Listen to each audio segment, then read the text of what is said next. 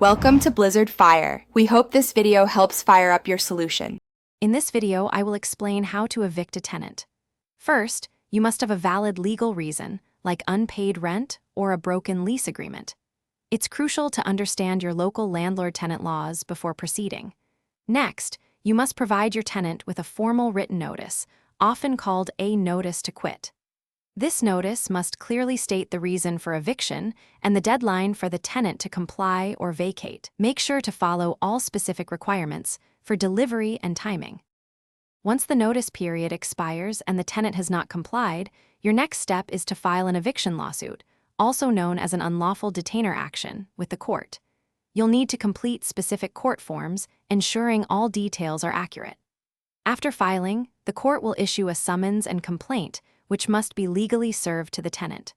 Proper service is critical. Improper service can lead to delays or even dismissal of your case. You must attend the court hearing on the scheduled date. Bring all your evidence, including the lease agreement, notices, payment records, and any communication with the tenant.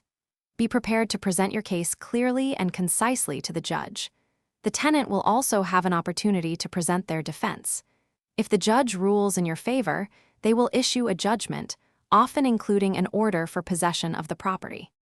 After receiving a judgment for possession, you will typically need to obtain a writ of possession from the court.